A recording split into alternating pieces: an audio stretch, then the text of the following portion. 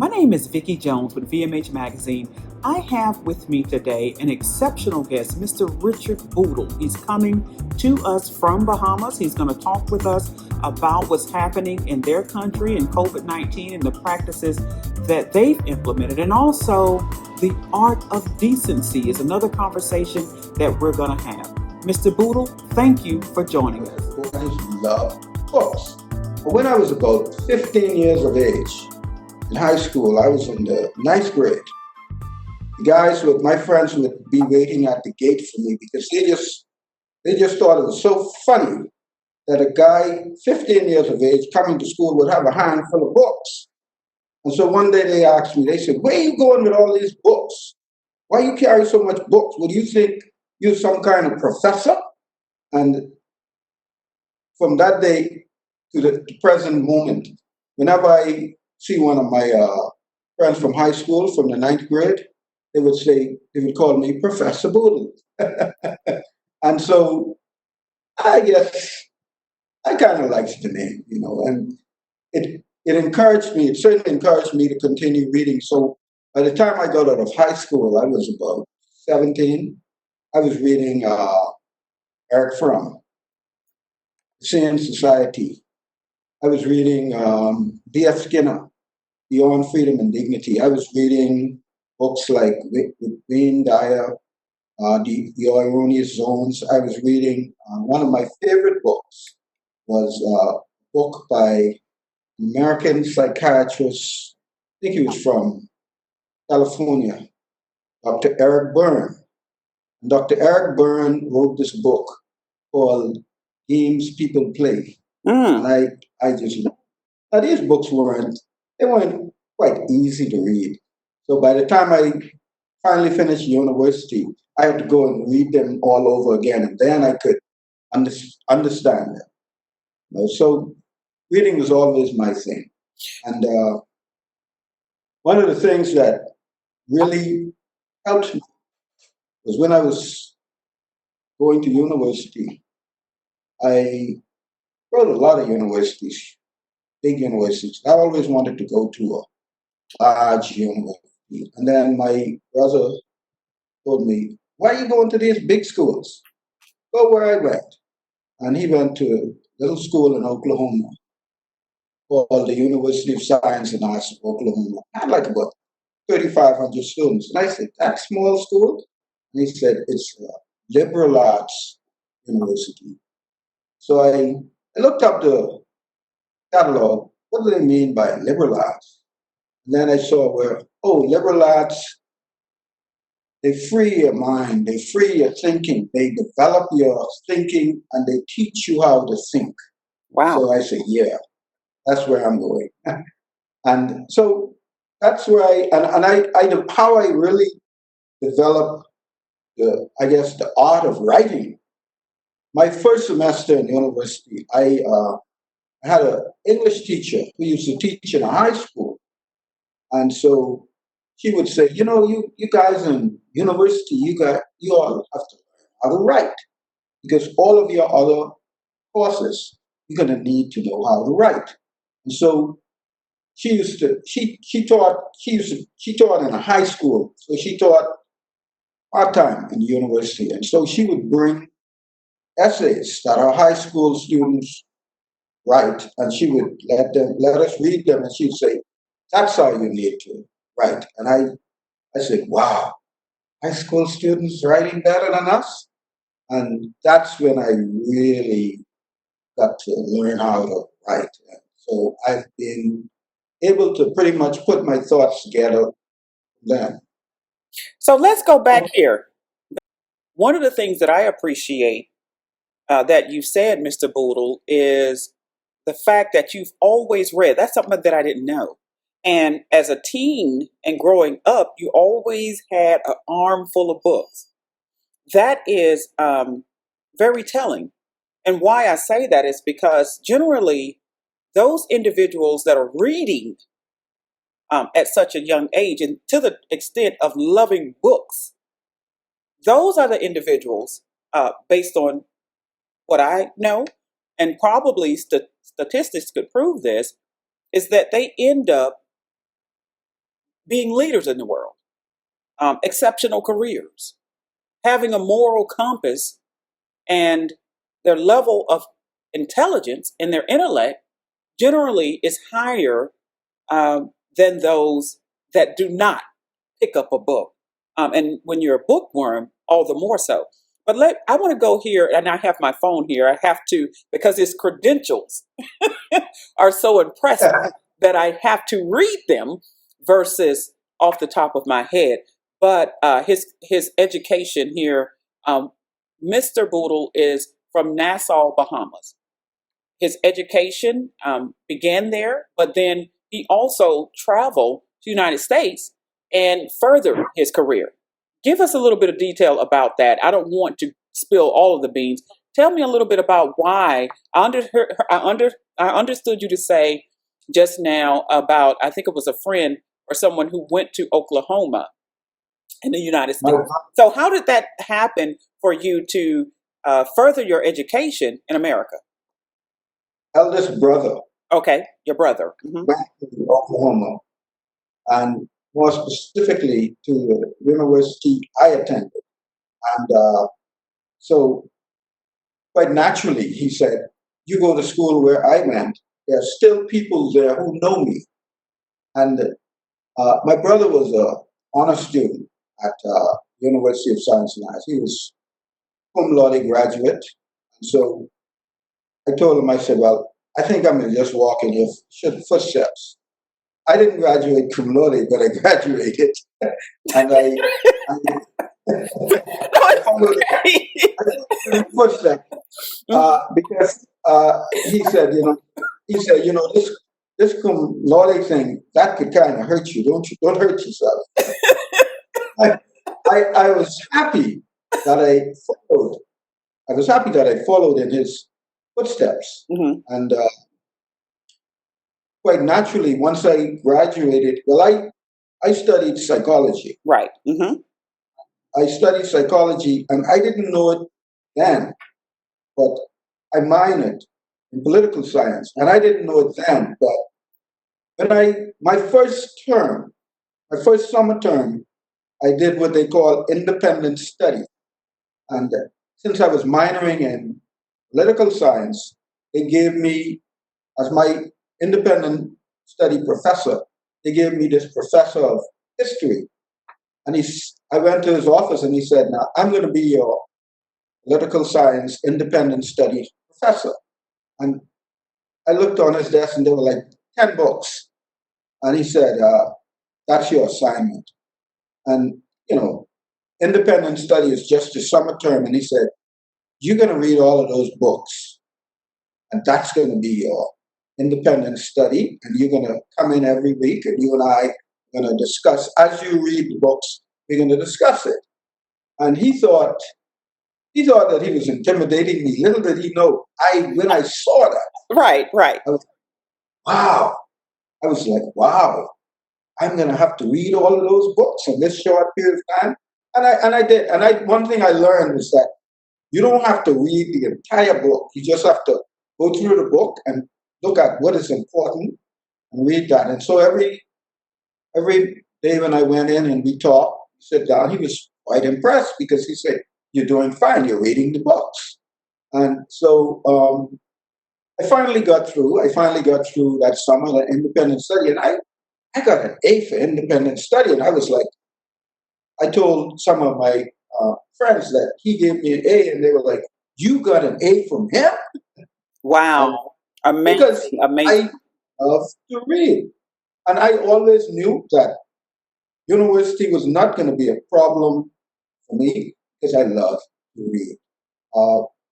I am reminded of the great African American philanthropist, S.B. Fuller. And S.B. Fuller said, "You have to read because reading people are ruling people." And that's what my mind, Reading people are what people? Reading people are what? ruling people. Leaders. And that's where my mind went when you said readers become great leaders. Yeah. And so I remembered S.B. Fuller, and what he was saying when he was no university, but he loved to read. Hmm. And so he said, reading people are ruling people. So if you like to read, you're going to rule. And Indeed. so, Indeed. yeah, and you have to kind of understand the concepts. You might not necessarily end up being the CEO of a Fortune 500 company, but as a ruler, a lot of people know that you like to read. You have a lot of knowledge and information. They're going to seek out your counsel, and so you're a ruler. Indeed. Indeed. Let me add some of the things that he says there. And I agree with you, Mr. Bootle, in terms of people don't necessarily in ruling and leadership. That doesn't necessarily mean that you're going to be the CEO of a Fortune 500 company, but those around you will seek out information, knowledge, guidance that you have for them. That places you in a rulership capacity. Not that you're a ruler of a strong arm, not in that capacity, but you're able to guide, inform, and give people knowledge that can help them with whatever it is they aspire to do.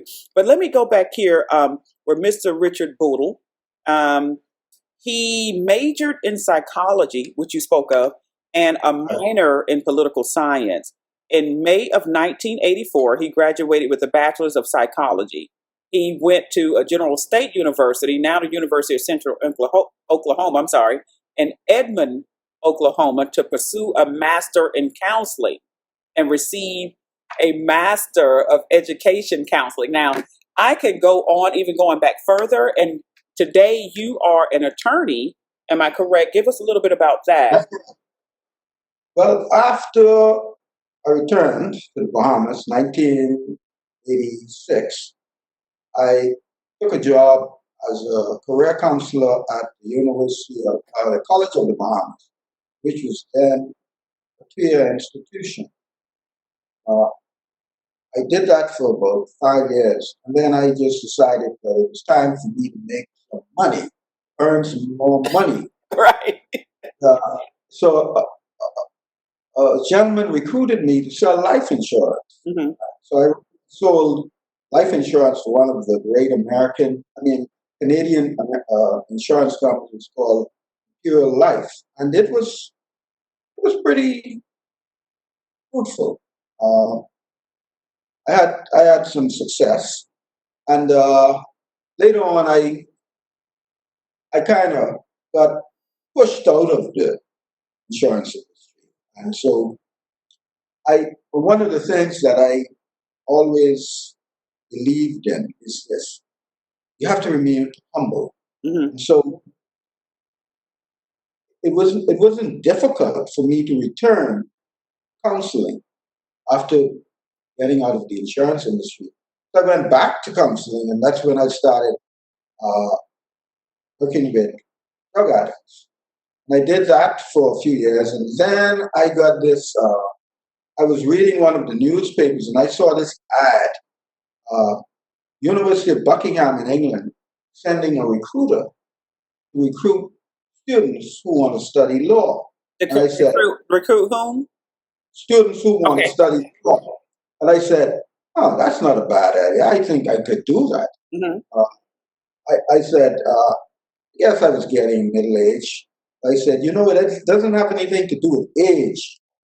It has more to do with if you have the desire and you have the academic capacity to absorb, go for it. And so I went to England in 1980, January of 1998. I went to England, and they have this 2-year law program, only 2 years. And I did that, and I was successful.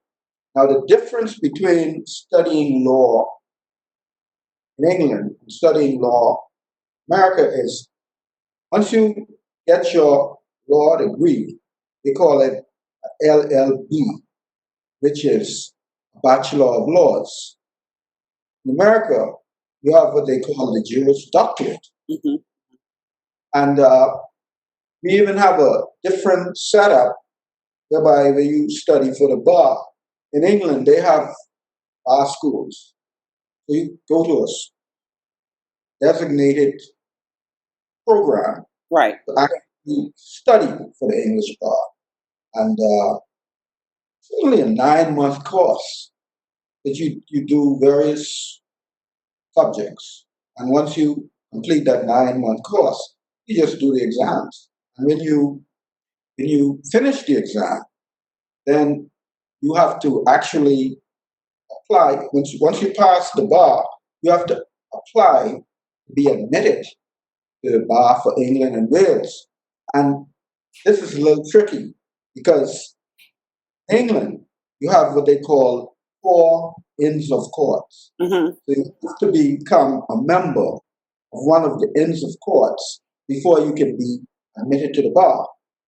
And so there's Lincoln's Inn, there's the Middle Temple, there's the Inner Temple, there's the Gray's Inn. And so you have to be a member of one of those before you can be admitted to the bar. And there's another catch here. Once you become a member of the inn, then you have to do what they call 12 dinner sessions. You have to actually go to the inn and dine. And it's a very sophisticated evening where you go and you dine among your students. You And, said dine, as in, as in dinner. oh, You have to do wow. 12, you have to do 12 dinners. Okay. And I didn't quite understand the significance of it, but what it is that they teach you how to do the royal toast. You know, they're going to toast to the queen, they're going to toast to prince, and you have to actually learn how to do the toast. And then once you're seated, you can't leave. If you want to go to the restroom, you have to put your hands up, like you're in grade school, and they would come and they would say, "What is your issue?" And you would say, "Well, I need to go to the restroom." And they'd say, "Okay, we're getting ready to do this toast. So once the toast is completed, let me see your hand again, and then we will escort you out of the room." And what I understood was that once you become a barrister in England, you are a very proper individual. Once you, You what is the term you use? Once you become a what? a barrister. A barrister is a lawyer in Oh, England who qualified to practice at the English bar. wow. That's why they call you a barrister. Okay. And so you learn proper etiquette. And we wear the wig and the gown. We wear the wig and the gown. Really? Yes, you have to wear. Wow. Once That you is once you so, appear, once you appear in the High Court, you have to appear in your wig and your wingtip collar and your bib and your robe. And so, in the back of the robe is a symbol of a pocket, which used to be a pocket. mm-hmm. And in the old days, once you were a barrister, you couldn't accept money. You had to go and do what you had to do. And then when you finish representing the person, whether you were paid or whether you won or lost, you would then turn around and the person would be behind you and they'd put your fees in that pocket. And so if you look at our robe, it still has that pocket. It's sewed up, but the pocket is hanging down. That's the symbol of how you got your fees.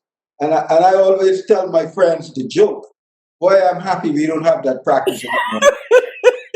Some of my clients, once I get them off, they're gone. I have to go looking for them to get my fees. Oh So my God, that is England is, funny. Okay, wait. Okay, England rewind. is Wait a minute. still, You still the so this is something that you actually did? You wore the wig, the gown, and all that? I still wear the gown. I still wear the wingtip shirt and the bib. Uh, they kind of relaxed the thing about the wig. Right. Okay, so wait. Okay, so you also, in addition to America, England is another place that you went to expand on the studies of law. Am I? correctly. Yes. Wow. Okay, I didn't know that. This is amazing. Yeah. Okay, so let me inform everyone. The reason why I wanted to go through Mr. Bootle's career, his education, is because of this title and this information that he's gathered, not only educationally, but through a lifespan and trials and errors to the art of decency. Look at that title, the art of decency, the art of decency, decency. I'm gonna say that one more time. Decency. It's simple. It's not complicated. Why did you call your book The Art of Decency? They own it. They own it. Mm. And that's why I say it doesn't define me because I don't own it. And I have friends who would come to me and they say, boy, I hear some people talking about you the other day. And I say, yeah. I said, so I'll say, they got a lot of time on their hands. And then, you say, well, they taking time out of their busy day to talk about me. Wait, I'm somebody. They should go to Amazon and Barnes and Noble and get the truth about you. Because the truth about you, here's the thing. That's correct. Here's the thing, Mr. Bootle. The truth about you is a lot of wisdom and guidance for others. What you've written and the art of decency, right now, people need what you have. They need your career, they need your education, they need your life skills, they need your experiences to guide them. And as you put it in one of the subjects that you talk about, here's a subject, and you didn't use the regular cliche. Here's what you said. You said, when life hands you lemons, plant lemon trees. You didn't say lemonade. You said go plant a whole tree. I was talking to my niece, Deborah. I was talking to Deborah about that. And I said, Deborah, let me teach you something. I said, everybody says, when life hands you lemons, what do they say? And Deborah say, make lemonade. I say, right. But how many glasses of lemonade will you have? Mm-hmm. After you don't drink that one, you're gonna want somebody to hand you some more lemons.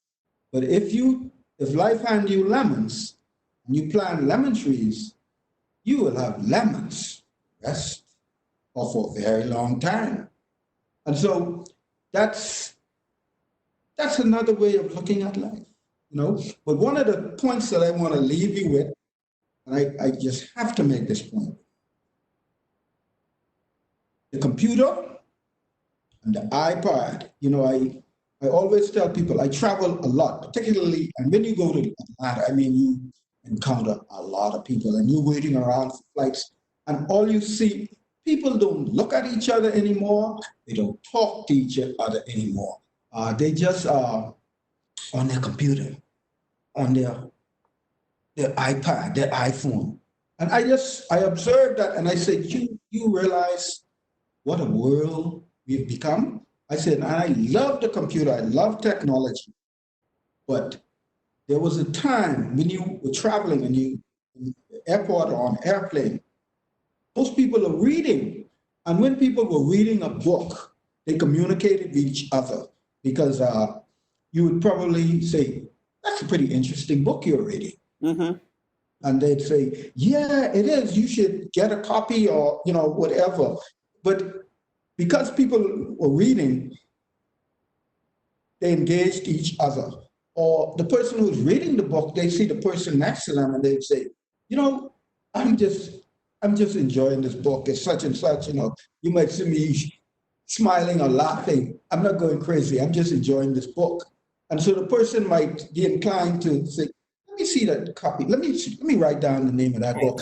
Right. So we always had an opportunity to engage each other. But the children is what is the most important asset that we have.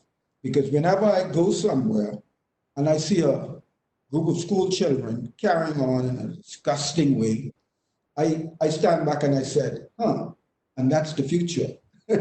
So the children are the future. You got to put a book in their hand. And parents put an iPad or whatever in the kid's hand and they're playing with that all day. And people would say, man, this kid is so smart. He could go to YouTube, he could go to this, he could go to that. Yeah, but that's artificial intelligence. But when they Yeah. read, Yeah. when you get them started on reading, and then they start, because children who used to read a lot, when their parents take them out, people would say, oh, he or she, that's a smart, mannered kid with manners. They read. Because the thing about reading, and that's why I like to go back to S.P. Fuller, because he said, reading people are ruling people, but reading people are thinking people. Because when you read, you want to know what that author is going to say on the next page, what that author is going to say 2 chapters down. And so you're thinking, engages your mind to think, to want to know. I'm thinking because I want to know what this, I can't wait to get to there. But then you got to say, no, but I'm going to read it. I just want to see. And so reading, that's the thing that has escaped us. I don't read as much as I used to, but a day doesn't go by where I wouldn't buy the daily newspaper and I read it, and I know what's going on in the world. And sometimes people say, how do you know all this stuff? I read. I read, and I don't like to get it secondhand. I want to get it by reading about it, and a lot of times people will walk up to me and they'll ask me, well, do you know where such and such thing is? And I'd say, I was in that exact position an hour early, but I stopped and I read the notice. And the notice said, this is what's going to happen. Mm. So I know. And they look at you and they want to like, how hell does he know so much more than me? Read.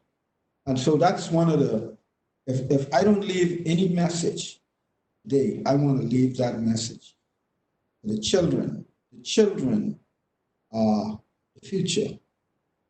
And that's why whenever I am walking the street and I see school children behaving enough, I stop and I let them know who the adult is here. And I approach them in a kind of way, not to antagonize them, because you could antagonize children. I'd say, how you guys doing today? School out? What school do you go to? What grade are you in? And then they kind of feel like, oh, he's interested in us. And that's when I say, school children shouldn't be carried on.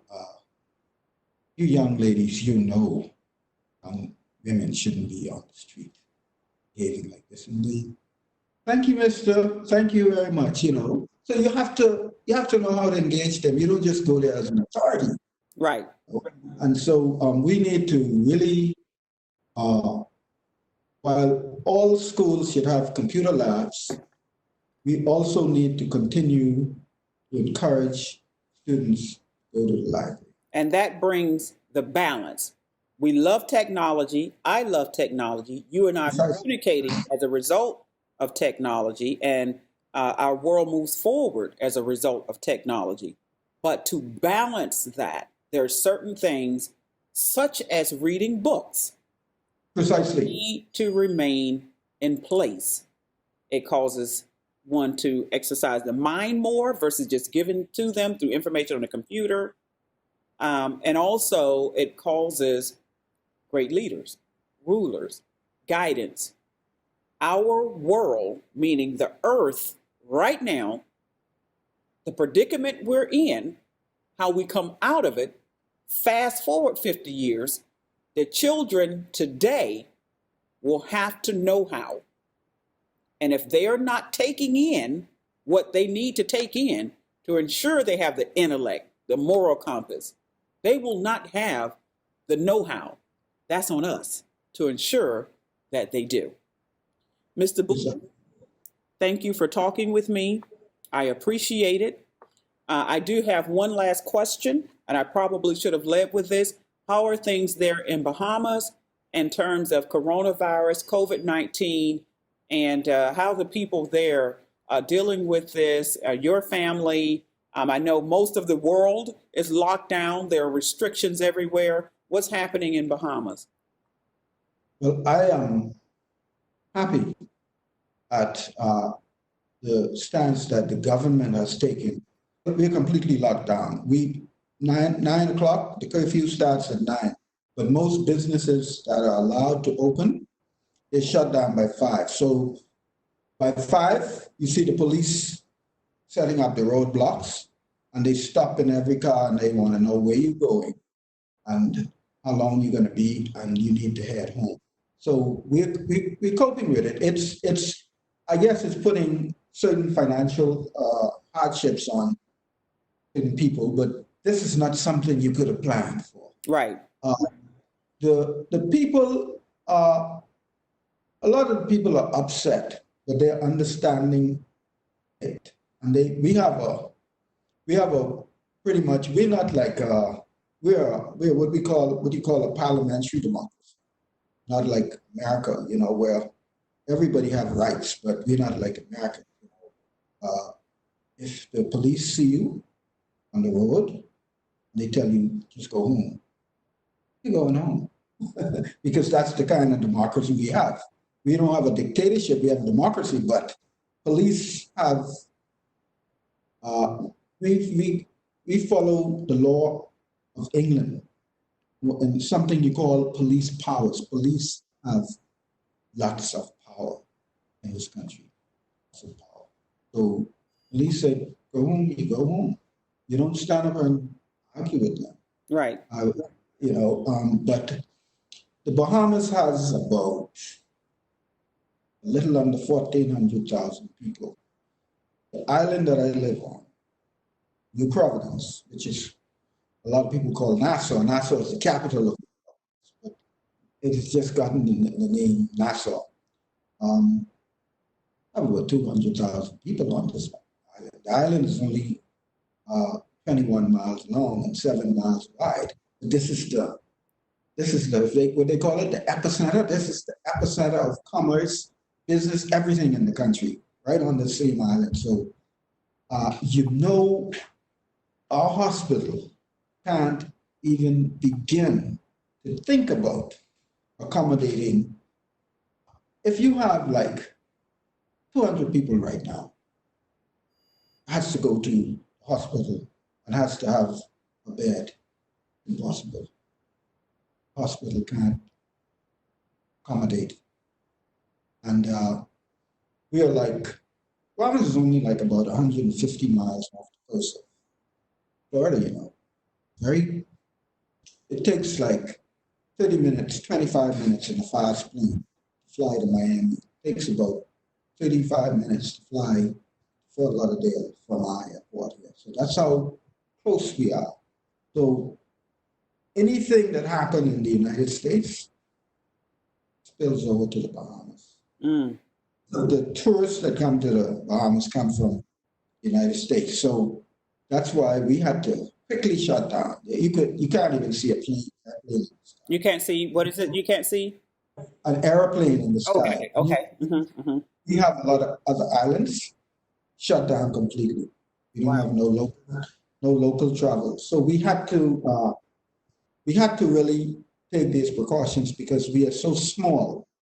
Our population is so small. We can't tolerate the coronavirus. So we have a few cases. We got our first case about 2 weeks ago. But the thing about this virus, though, is that you really don't know who has it unless you test them or unless they come right down with symptoms. So we're hoping that we don't have that. As a rule, I don't go out. I'm only here today to do this video chat with you. But I certainly enjoyed opportunity. First of all, I enjoyed the opportunity And secondly, I appreciate, although you are a businesswoman, a good one at that, I really appreciate you taking the time to look at my manuscript. You're welcome. And I'm glad that you are with VMH Publishing and that I had the opportunity to speak with you. We have been speaking with Mr. Richard L. Bootle. His book, The Art of Decency, is a title you want to obtain. It's something that we can all use right now. And quite frankly, when it comes to reading, this is one of those titles that you want to have in your library.